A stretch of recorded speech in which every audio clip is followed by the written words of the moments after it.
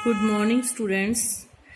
हमने पार्ट 12 मीराबाई के 5 question answer कर लिए थे। अब आगे इसके क्वेश्चन आंसर आज हम कंटिन्यू करेंगे। कल्पना करें प्रेम प्राप्ति के लिए मीरा को किन किन कठिनाइयों का सामना करना पड़ा। कल्पना करनी है क्योंकि ये चैप्टर में तो क्लियर हो ही गया ना कि राणा ने विष का प्याला भेजा, उसके परिवार के लोग उसके साधु संतों के साथ बैठने को सही नहीं मानते थे, तो इसका मतलब उसको श्री कृष्ण से प्रेम के लिए बहुत सी कठिनाइयों का सामना करना पड़ा। क्योंकि वो एक स्त्री थी, दूसरा वो विधवा थी, तो उसको समाज के कुछ नियमों का, कुछ मर्यादाओं का पालन करना था। लेकिन मीराबाई ने इन सब चीजों में विश्वास नहीं किया, बल्कि उन्होंने अपने कृष्ण के प्रेम पर बल दिया।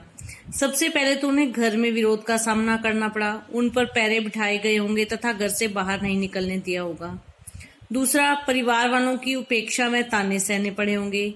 तीसरा, समाज में लोगों की फब्तियां सही होंगी, समाज के लोगों के भी ताने सही होंगे, घर परिवार के लोगों के तो सही सही, समाज के लोगों के भी। मंदिरों में रहना पड़ा होगा, भूख प्यास भी झेली होगी, उन्हें मारने के लिए भी प्रयास किए गए होंगे।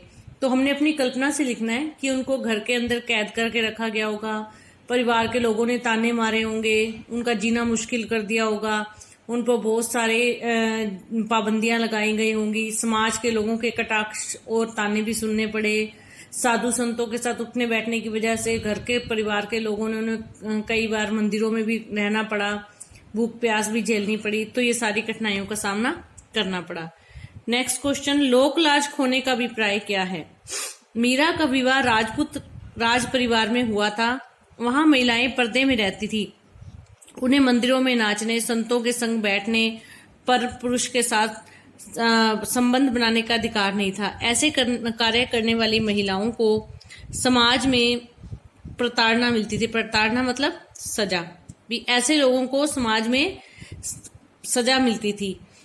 यानी जो मीरा थी ना, वो एक कोई साधारण परिवार की नहीं थी, वो राज परिवार से संबंध रखती थी। राजपूत राजा से उसका विवाह हुआ था, और राज परिवार, वैसे ही राजपूतों के अंदर बहुत पारिवारिक मर्यादाएं होती हैं, लेकिन ये राज परिवार से संबंधित होने के कारण इनको और भी बहुत सारी नियमों का, मर्यादाओं का पालन करना पड़ा। और इस वजह से उन्हें साधु संतों के साथ उठने बैठने, मंदिरों में जाकर नाचने, भजन कीर्तन करने आदि कार्यों में की आज्ञा नहीं थी, अधिकार नहीं था। और अगर वो इस कार्य के लिए समाज की मर्यादाओं का उल्लंघन करती थी तो उन्हें सजा मिलती थी। मीरा को भी जहर देने की कोशिश की गई, उनको बहुत प्रताड़ित किया गया, लेकिन मीरा ने इन सभी बंधनों को नहीं माना और लोक लाज को तोड़ दिया, खो दिया मतलब छोड़ दिया।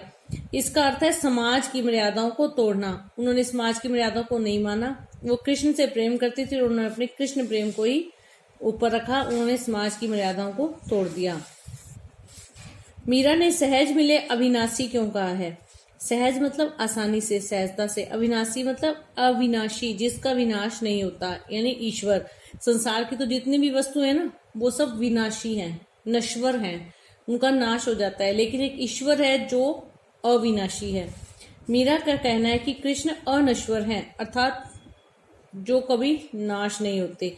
उन्हें पाने के लिए सच्चे मन से सहज भक्ति करनी पड़ती है। इस भक्ति से प्रभु प्रसन्न होकर भक्त को मिल जाते हैं। अर्थात नश्वर चीज एक ही है, अनश्वर चीज एक ही है संसार में, ईश्वर। और उस ईश्वर को सच्चे मन से भक्ति करने पर प्राप्त कर लिया जाता है और उसको प्रसन्न कर लिया जाता है। अर्थात मीरा के कहने का मतलब है कि हमें किसी भी प्रकार के कोई कर्म कांडों और उनमें फंसने की जरूरत नहीं है। सहज मिले अविनाशी, सहज भक्ति करने से वो ईश्वर हमें मिल जाता है। लोग कहे मीरा भई वावरी, न्यात कहे कुलनासी।